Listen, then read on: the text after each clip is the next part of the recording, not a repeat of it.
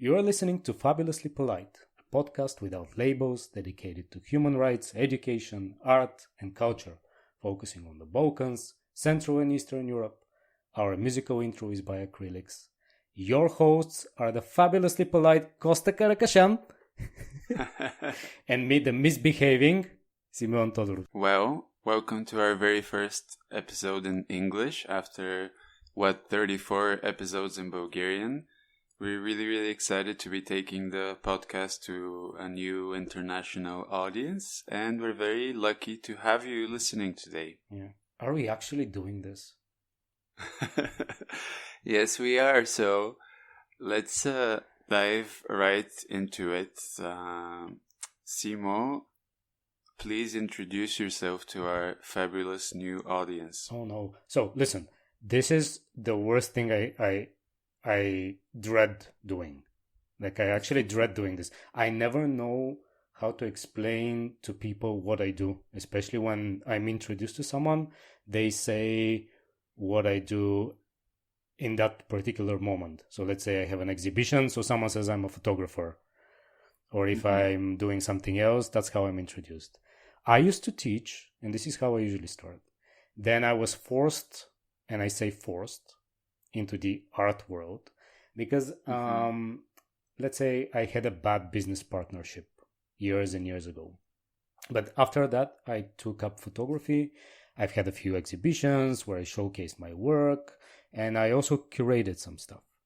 I was chosen as one of the 40 Bulgarians under 40 who changed Bulgaria for the better. I also have an NGO that creates new ways to teach topics that are not part of formal education. In the European Union, this is important to say. And finally, my best work is this podcast. I thought your best work would be being gay. This is nature's work. So congratulations to nature. A close second. Yeah, close second, yeah. What about you? Who is Kosta Karakashyan? I am a film director, a choreographer, and a producer. I'm interested in exploring empathy through movement and storytelling. I'm very passionate about advocating for the LGBTQ community, and this will go into this, but since yesterday I'm also officially next year's Bulgarian youth delegate to the UN, which is a really exciting thing, and I'll be working a lot with young people, identifying the needs of young people in Bulgaria for the next year, which I'm super excited about. Yeah, this is... I don't really know how to express my support. You know that I've been trying to not to get overly excited about this, but I'm really happy for you. This is amazing, I think. Thank you. Yeah. So would you like to tell our audience what the Bulgarian version of the podcast is? Absolutely.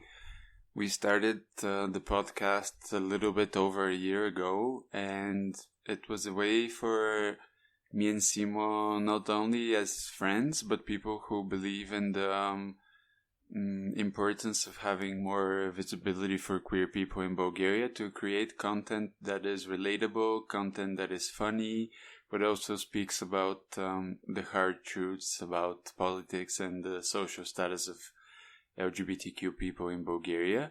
So we started our podcast, which comes out every Tuesday, every other week, and we are really interested in how through the podcast and speaking about topics important to the queer community, we can cultivate a culture of more respect, make people maybe feel a little bit more proud to be queer, make them feel a little bit less alone, less isolated and ashamed. And we really believe in the power of storytelling. So if you're listening to this episode, hopefully you're gonna laugh, you're gonna learn something new, you're gonna learn a little bit more about queer life all around the Balkans. And I think this is a great segue into asking you why we decided to translate the podcast to English with its brand new title, Fabulously Polite, and why we're doing it now. What do you think, Simo? we think it was it was high time we had a podcast that focuses on Central and Eastern Europe, especially when it comes to art and culture and LGBT rights. We've had numerous conversations with you. How it kind of feels like we are still considered second rate, maybe more appropriately second class citizens of the EU. And it's annoying. It really pisses me off.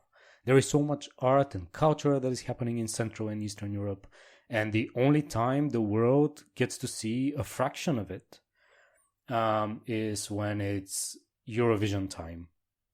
Mm-hmm. Like, we never get to see these gay magazines having articles about us. It's always about a horrible political leader, let's say, and what they're doing in Hungary, for example, or in Bulgaria. Mm-hmm. So this is really, really annoying because there are so many talented gay people here, lesbian people here, trans people here. And I really want to know about arts and culture and education, say, in the Czech Republic, for example. Mm-hmm. So yeah, what? Anything to add? I think that kind of, yeah. Yes, you did a great job. Thank you. Actually, yeah, we're so happy to be doing this in English because we're excited to learn more about queer life in other Balkan countries as well. So for all of you listening, at the end of the episode, we'll give you a bit more info about how you can reach out, but please feel free to share any queer artists or any news that inspire you, not only from Bulgaria, but from any other country in the Balkans or even the world.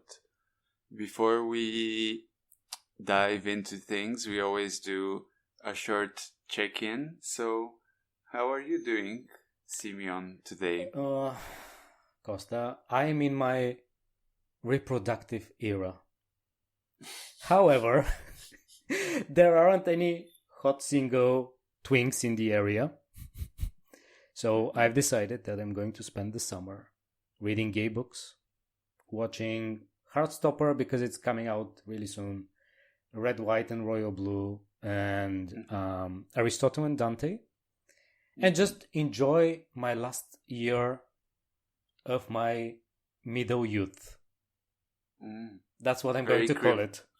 Very cryptic. Yes. I had my birthday what is it? Today's Sunday. So we're recording this on Sunday. On Wednesday, it was my birthday. So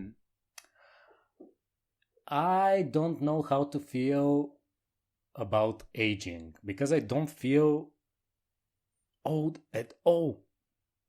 Mm-hmm. I feel like a person who wants to do things.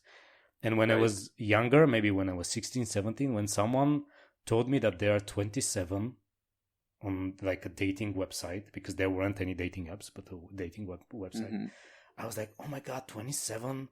These people are so old. Like, what? Right. I'm not going out with them. Now I am 39. I don't feel old at all. I feel even more effervescent, maybe is not the right word, but yeah, like very energetic. I want to do more and more. So I think age, I know it sounds stupid. It's not just a number because after all, it's important to know your age. But I don't feel the age I'm at right now. So yeah. That's good. Yeah, thank you. What about you? How has your month been, let's say? It's been very eventful. Lots of interesting creative projects, opportunities. I was really stressed out about the final round of the UN Youth Delegate interviews, which it went really well, but a lot of preparation went into it. So obviously I was stressing out until the last moment.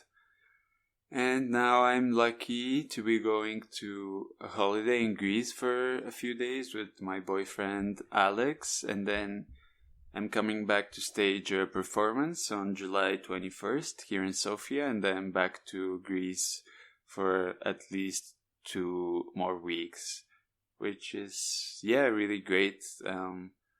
I've been really craving a long holiday, so I'm happy that this time we actually have a proper long break.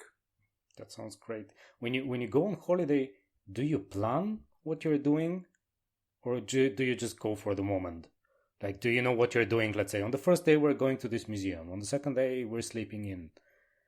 We're going to an island which is very chill, so we take it day by day. But I also particularly I like going on vacations where I know I'm not gonna do anything physical.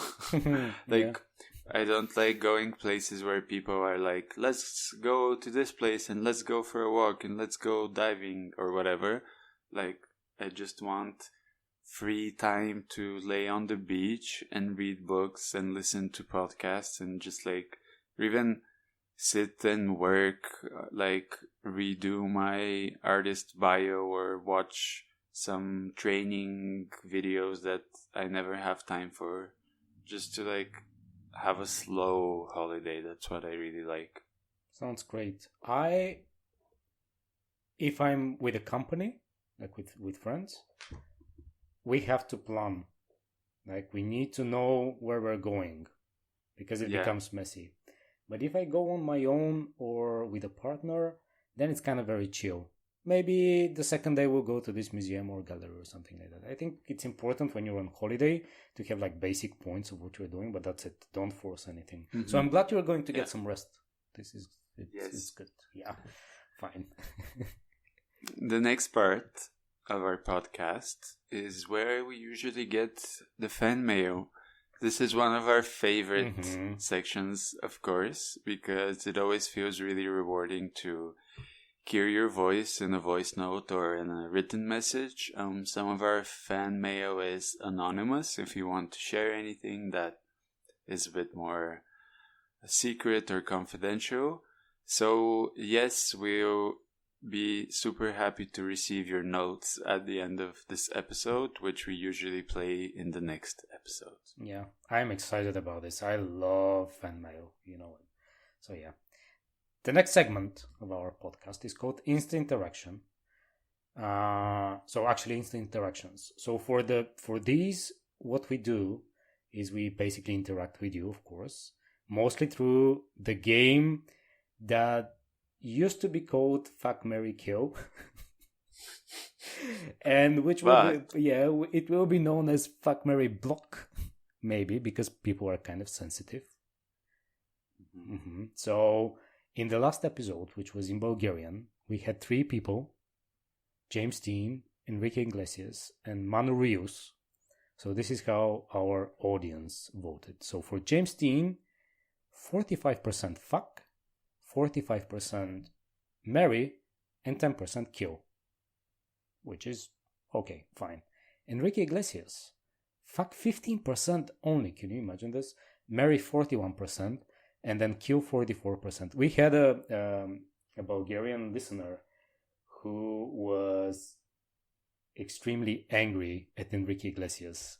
He just does not like him. There was like a tirade of maybe like 6-7 messages. Did you read that on Instagram? Oh yes. Yeah. It was so funny. So there are people who basically don't like Enrique.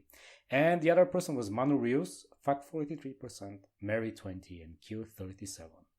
So yeah, it's interesting. I'm excited about the next instant interactions because you always choose people or things, because sometimes it's things that make me, they make me think, kind of, because I don't actually have a type of like a partner or like whatever.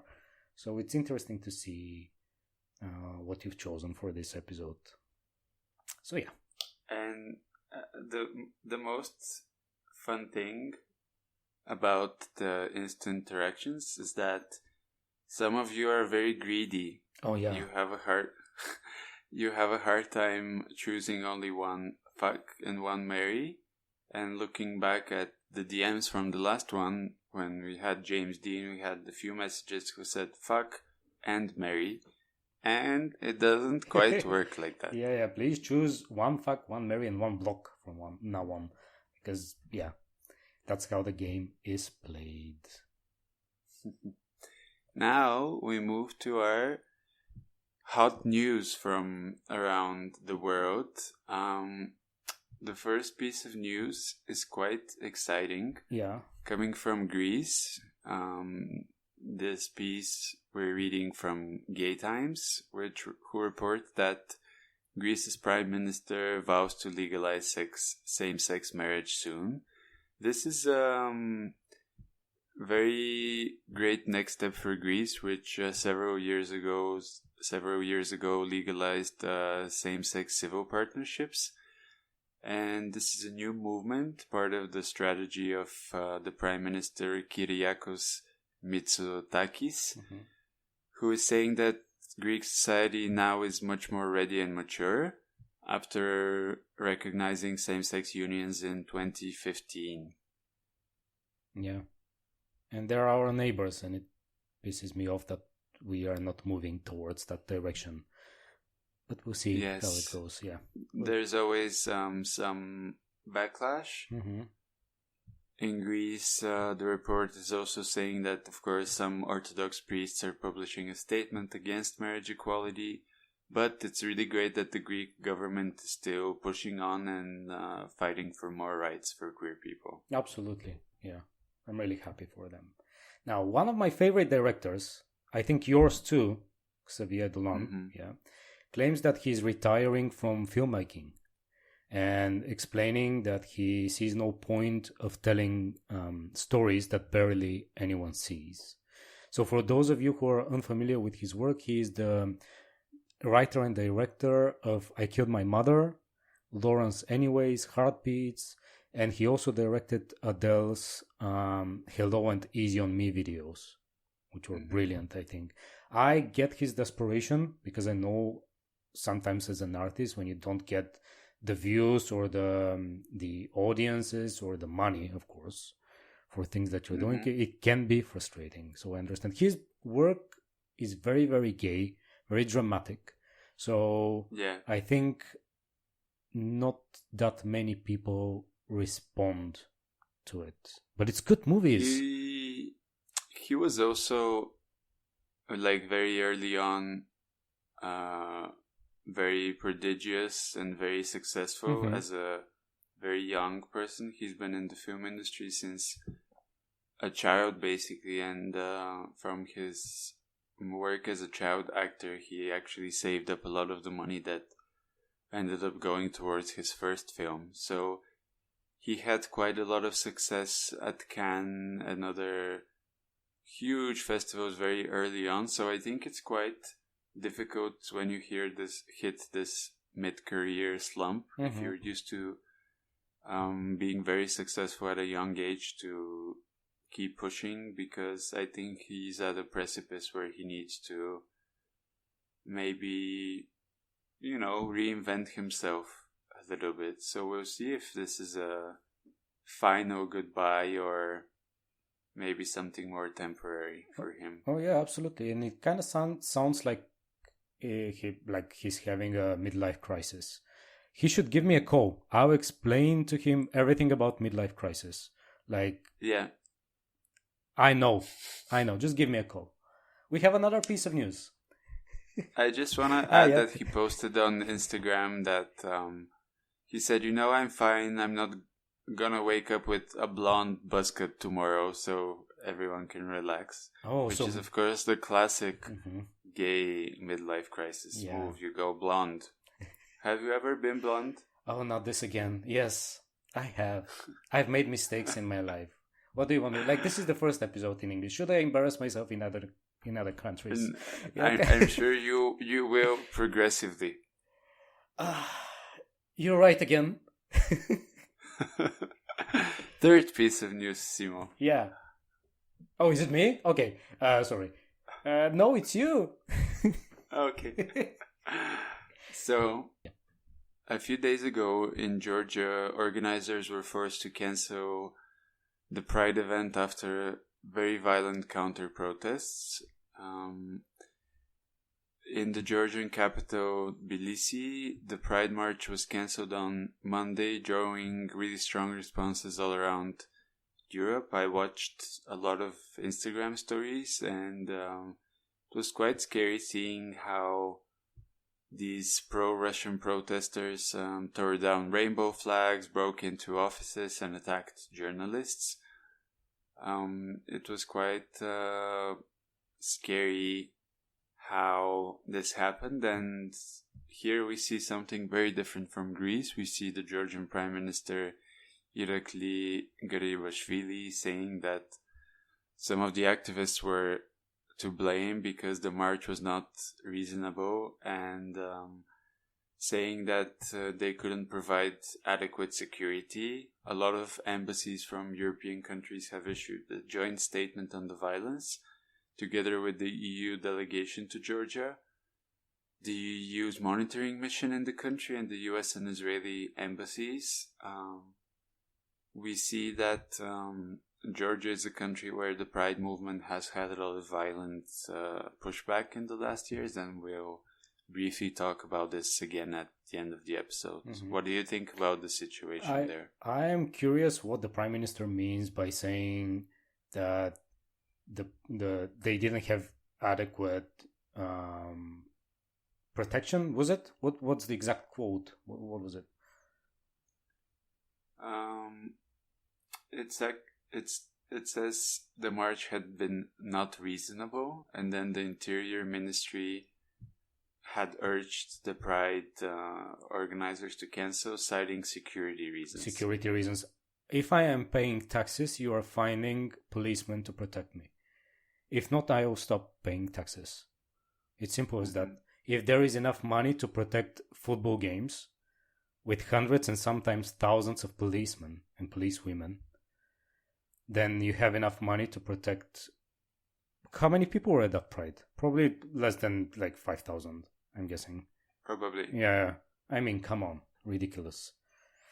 This is the first episode in English. I'm not going to be angry. I'm going to be a happy, smiling Bulgarian.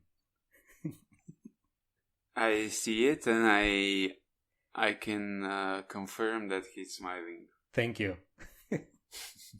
Oh, no. But yeah. Next up, we have a bite of culture. These are our culture events that we have a really lovely time inviting you to see them. We'll be focusing both on online events and local events to different countries. So first up, we have a wonderful gallery in Sofia in Bulgaria that I'm very fond of. It's called Little Bird Place, and this is a gallery that is focused on the relationship between visual art and the nature, the climate crisis, and specifically ways that art can talk about sustainability and better green life all around us. Mm-hmm. It's very inspiring, different types of artists they work with, and sometimes they have a lot of queer or queer adjacent work as well. What's really cool about Little Bird Place is that on their website you can see a catalog of all the past exhibitions and all of the artworks that are currently on display, as well as artworks from past, and you can see the price tags, and there's even an option to if you're in Bulgaria, to test how the artwork would feel in your apartment before you commit to it, which I think is very, very cool. Yeah, absolutely. Didn't you do something like that? Or no? Not with them, but here's hoping. Yeah, do it! If you are in Bratislava, in Slovakia, the Slovak National Museum, the Museum of Jewish Culture, with the support of the Ministry of Foreign and European Affairs of the Slovak Republic, is presenting an amazing exhibition that showcases inspirational female personalities of Jewish origin who are related to Slovakia. You can visit the exhibition until the 31st of December, so we have enough time, and it's located in Židovska 17, which once again is in Bratislava. We're going to leave links in the description of the episode so you can check things out. Our next recommendation is an exhibition called Edna Baud, The Time is Out of Joint. It's at Galeria Ewa Opałka in Warsaw in Poland. It's a permanent exhibition. And it's a solo exhibition by Edna Baud, presenting a series of new paintings that address the decomposition of the experience of time. The work speaks to the many crises of the present, evoking a collective sense that linear time has fallen out of its roots and lost its ability to order events. The work is very interesting and gives us a lot of food for thought about our own relationship to time and how time can make us feel emotional in different ways. So if you're in Warsaw, definitely check it out. And if you are in Riga, Latvia, the Vermains Garden stage will come alive with a rich and varied 8-week concert program. It sounds amazing. I checked the list of events that are happening there, and the place looks absolutely amazing. It kind of makes me want to go to Latvia. I've never been to Latvia. So there is like post-folklore, there is a festival band, like classical music, chamber orchestra, and this happens every Tuesday. And it looks absolutely amazing, and it's free of charge. So check the link that we've posted. Yep. And moving on, we'd like to give a very special thank you to our patrons who support us on Patreon, which we'll talk about a little bit more later. A very big thank you from us to Stella, Borisław, Cvetan, Zornica, Vasil, Ivailo, and Nick. And this is the first time hearing all of your names with an English accent. Good job. Where does the money go, Simo? I don't know. Where does the money go, Kosta? Well, the money goes to a project that we are working on together. So years ago, I wrote a script for a short movie. And when we met, it was one of the first things that we talked about, but very, very briefly. So you took the script and turned it into this beautiful piece of work, I think. And hopefully you will direct it. So all the money that we get from Patreon goes into the movie, like the production and everything. You're more into this, so I don't really know how to explain. You know me and production. I should not say even a word about this. Yes, we're fundraising for the production of the film, which will happen hopefully next year. So every support that goes towards us and the podcast is actually towards the creation of this short film that we feel really, really passionate about. It's an LGBTQ love story, and if you support us on Patreon, you also will get exclusive access to some of the material, so you can get a sneak peek at the film before it's even made. We have 3 levels of support on Patreon. So we have decent support, fabulous support, and ravishing support, which leaves us absolutely ravished. Absolutely, yeah. And there will be also a bonus episode sometimes in the future, talking about the movie. Soon. Very soon, absolutely, yeah. Now, today, we're really, really excited to be talking about another piece of news that is very inspiring from the region. It's that finally Estonia is legalizing same-sex marriage, and we wanted to dive in and deconstruct a little bit how did this country, which is in a way similar to the norms of many other countries in the region, how did it become such a leader in terms of LGBTQ rights, and what can we learn from its history? Yeah. And we don't normally do this. Like in the past 35 episodes, we had like different topics that we discussed, but they were more, I'd say, important for Bulgarian listeners, which doesn't mean we wouldn't talk about LGBT plus rights in other countries, but the focus was never a country. I think this episode is of extreme importance because, as you said, we have to deconstruct and find out how they did it. It's important that everyone in Eastern Europe has access to the same rights. We're in the European Union, after all.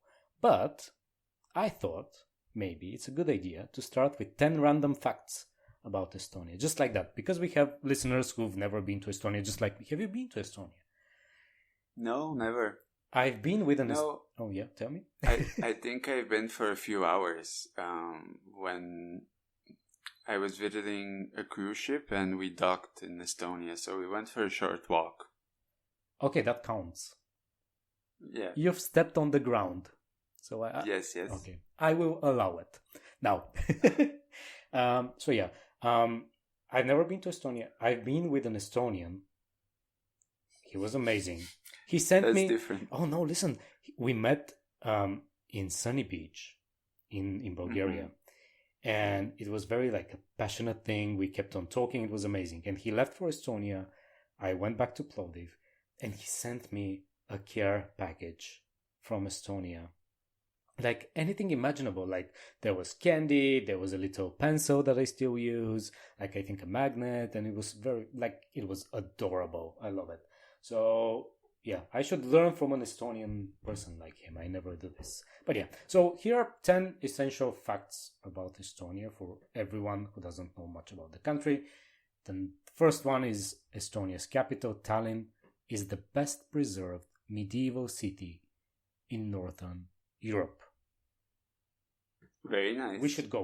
Yeah. Yes. The second fact is that Estonia has a population of just 1.3 million. Which is less than Sofia, I think, right? Mm-hmm. Yeah, less than the capital of Bulgaria. Number 3, Estonia is one of the least religious countries in the world, with only 1/4 of the population affiliated with a particular religion. That says a lot. Yeah, I think, yeah. The fourth fact, Estonian cuisine features hearty and comforting dishes. Traditional foods include black bread, sauerkraut, blood sausage, and kama, kama, a ground grain mixture. Interesting. I'm not sure about the blood sausage, but the rest I would try. I think. Who are you kidding? No, listen. Sausage, yes. Blood sausage, no. Number 5, digital society. Estonia is known for its advanced digital infrastructure and e-government systems. It was the first country to offer e-residency, allowing individuals to establish and manage businesses online. And also, it was the first country in the world to allow people to vote online during their elections. Absolutely brilliant. Yes, I've heard how easy it is to register a new company in Estonia and how light the administrative and bureaucratic workload is compared to other countries. And I'm really excited about the prospects of, sometimes it is scary to be the first country to try new stuff, especially when it comes to digital technology. So I'm following this side of Estonia very closely. Mm-hmm.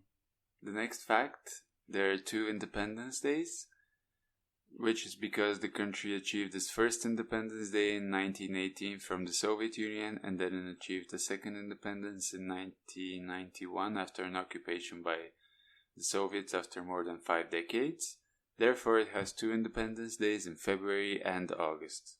No wonder. Great. Yeah, no wonder they are trying to do anything possible not to be related to Russia. Like in any way. Number 7 is Estonia has one of the highest literacy rates in the world, as it stands at 99.8%. Imagine that. 0.2% are illiterate. Everyone else can read and write. How amazing is this? And everyone can ride the bus for free. Yeah. Because fact 8, the public transport in Tallinn, the capital, is free for local people. Yeah, but if you're a tourist, you have to pay, which is not that big of a deal. I mean, still. Number 9, 52% of the country is actually forest. Just a random fact. Very random. And finally, when it comes to same-sex partnerships, Estonia first legalized same-sex unions in 2014, granting legal recognition and some limited rights to same-sex couples. And now in 2023, finally marriage equality has also been achieved. And from the beginning of next year, Estonian same-sex couples will be allowed to legally marry each other, which is really, really exciting. And this takes us to our topic, like the slice of information we want to share with you and, of course, discuss. Before we begin, feel free to join in. Send us a voice memo or just a written note or whatever you feel comfortable with. There are notes in the episode. We'd love to hear from you. So this basically happened, like the news about this was shared, I think, 2 weeks ago, something like this. So it's very, very new. And it's exciting to see an Eastern European country taking this step, be the first one. But I honestly don't know what to say from now on. Because, okay, they were first, they did it. I don't think it's a matter of who does it next. It should be, I think, let's do it all. And I know that's kind of like a fantasy thing right now to be thinking about this, because it's not easy. Eastern European countries are on their own, especially with the situation in Ukraine with the war. So I don't know, Kosta. Like, it's a very positive thing, but from now on, what? Well, I think it's very interesting to look at the history of how they got there, because I think when it comes to LGBTQ rights in general, we have to take in account the time that it takes for the general public to, I would say, even get tired of this topic and then see that it's not a big deal. Because the more people are incentivized to have an opinion about it, then the more separation there is. Because in a way, in countries where same-sex rights are up for debate right now, people feel like they need to pick a side, right? So they, at the end of the day, they either say yes or no, and it's a very binary thing. Whereas in countries where same-sex equality is higher, I would say it's kind of past the point where everyday heterosexual people care about it enough. They don't see it as something threatening, because they don't see it as a characteristic that would affect anyone. In Bulgaria, we see so much of the rhetoric is based around people being scared into thinking that something might happen to their children because of same-sex relations. It's always this narrative of we need to protect our children from X, Y, and Z, whether it's the migrants or Roma people or LGBTQ people. There's this layer of fear that is being sprinkled on top of people who are unassuming, and they don't know what lies underneath this fear or where it's coming from. So when we look at a country like Estonia, it's very interesting going back, seeing how at first these so-called cohabitation agreements were passed. This was submitted to the parliament in April 2014. And then, very curiously, the first time that the country spoke about marriage was in a court in 2016, where a couple, two men, who had originally married in Sweden but were living in Estonia, were able to officially register their marriage in 2017. At first, the court refused to register it, but they appealed the decision, and in the end, the Tallinn Circuit Court ruled that the marriage must be entered into the population register. So it was very, in a way, it seems like after couples were allowed to live together, it 3 years isn't such a long time before this couple was able to put down on paper the first same-sex marriage, right? Yeah. 3 years is like a miracle time in Eastern Europe, I think, like for such a short period. While you were talking, I was thinking, why, let's say there are countries where, as you said, equality is higher. So why aren't those people that have already achieved this, why don't they come and help those who are slower with legalizing this? I think when you know that someone is in trouble and their life is in trouble, you must go and help, be it with money, be it with know-how. So I've always been curious why these Western countries never actually do much. Don't get me wrong, there are organizations that help. There are organizations that donate a lot of money. But I feel like it stops. And it's illogical to me that, say, like 15, 16, 20 countries in Eastern Europe and Central Europe are so behind. What is the logic behind this? I don't understand. Like, legally, we are in the European Union. Why am I still considered a second-class citizen in comparison to, say, someone from the Netherlands? And I'm just giving this example because it was the first country to legalize same-sex marriages back in 99, was it? Something like that. Yeah. I think it's very difficult for a country with different customs or different morals to kind of give this information, because in a way each country comes with its own history, right? So absolutely, sometimes an attempt to use Western tactics or a Western way of looking at the Pride movement, I think, is very counterintuitive to the way LGBTQ rights function in a non-Western country. Because if you look at a place like India, there was historically a lot of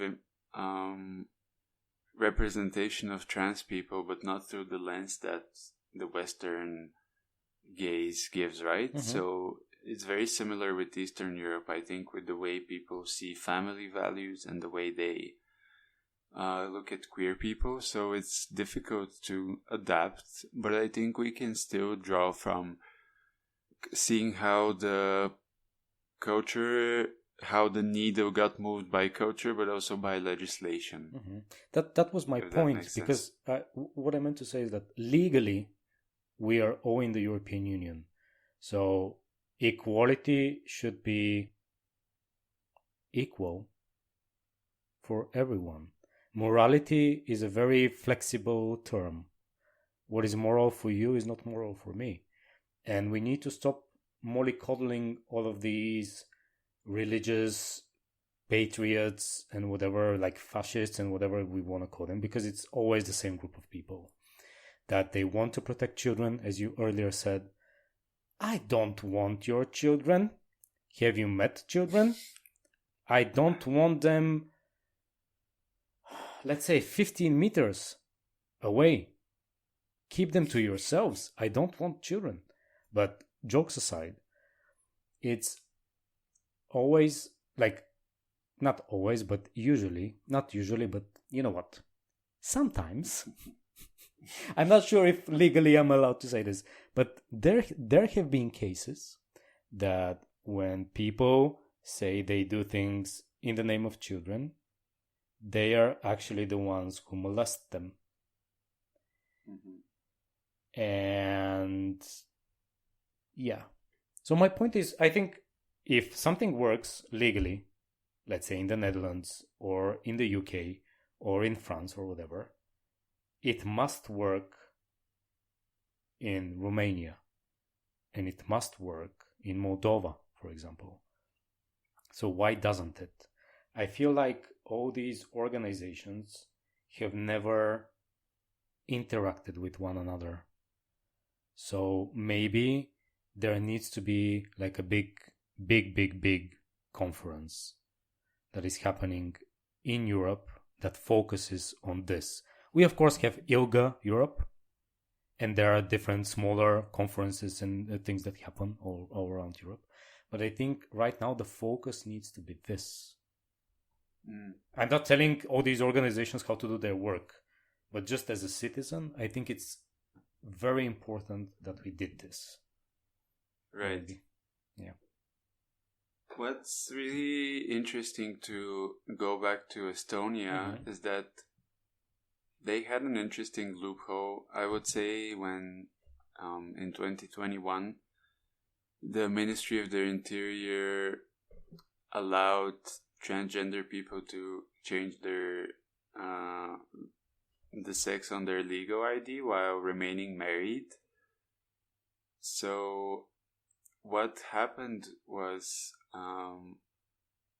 there were couples who married as a heterosexual marriage, but when one of the partners changed their gender, it turned into a same-sex marriage because of the sex reassignment of one spouse. And a spokesperson from the ministry then said that during the last 5 or 6 years, significant changes have taken place in society, as a result of which it can no longer be said that the marriage of a same-sex couple is contrary to Estonian public order. And then this paved the way for the last piece of news that on April 8th this year, the incoming government of the Reform Party, Estonia 200, and the Social Democratic Party, they published a coalition agreement which included a promise to legalize same-sex marriage by changing the Family Law Act.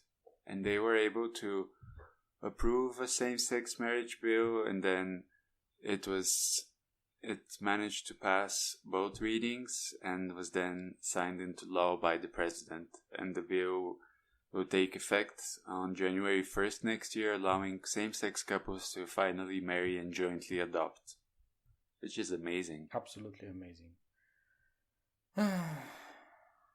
I'm not usually used to being so down because I'm extremely happy for Estonians and what's going on there. But at the same time, it's just a small step towards equality in the EU. So even though our focus is on Estonia, it's actually on everybody else. And this is the point of the podcast, I think. We want to hear from you, dear listeners, what the situation is exactly and how you feel. And what do you think should be the steps that your local organizations need to take? Let us know by replying to the podcast, and also let us know how you're feeling about Estonia. Are you happy? Were you surprised to hear the news? We would love to hear more about you and your reaction. And now we're moving to our fabulous proposal, the section of the podcast where we give a recommendation for a book, an object, an experience, a movie, or something that really we found interesting in the last 2 weeks. So, Kosta, you know me. I used to read a lot of serious literature. And last summer, I was so down post-COVID, like the pandemic, that I started reading a lot of young adult literature. I wasn't familiar with this because back in my day, young adult meant reading about Native Americans and Huckleberry Finn and Tom Sawyer. And now, young adult is this amazing genre of literature that has grown so much. And I read Red, White, and Royal Blue, Aristotle and Dante, the 2 books that came out. And they were absolutely brilliant. But I feel like everyone has read them, or at least has heard about them. So I kind of wanted to focus on something that people compare to Red, White, and Royal Blue, but it's just based on the book cover. Nothing in the book is similar to Red, White, and Royal Blue, like at all. So, our proposal is Boyfriend Material by Alexis Ho, which is this lovely romantic book about two guys who, these, what is it, like, imagine watching a romantic comedy. Will they, won't they kind of feeling. Right. And of course, in the beginning, they don't like each other at all. They're like very opposite, like polar opposites. And then something happens that they need to date in front of society. So from then on, this relationship, like fake relationship, turns into something more serious. Don't worry, this is not a spoiler because it's in the, what is it, like the little annotation. The blurb, thank you. So it's in the blurb, so I didn't spoil anything for you. I think if you go to a beach this summer, grab the book and read it. You are going to enjoy it a lot. So that's the recommendation for today. Have you heard of this book? No, but I'm looking on Goodreads, and it's very funny. There's a review by the author that says, I accidentally told Goodreads I was reading this when what I meant was I wrote it. Alexis Ho, I think, is very, very funny. And their characters, I think they use they, them.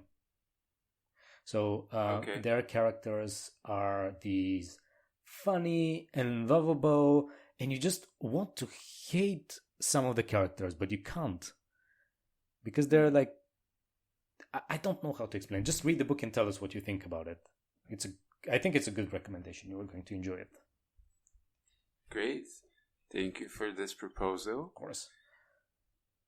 We always have a person of the episode, and today the episode is devoted to the queer activists in Georgia who have been very courageously organizing the Pride Parade in Tbilisi since 2019, despite all the violence and the protests, and we're very sorry to hear that this year there's been such a negative reaction, and we stand with them, we support them, and we hope that each next year can be more and more peaceful, because what they're doing is really courageous and really admirable. And if you're listening from Georgia, please send us a message.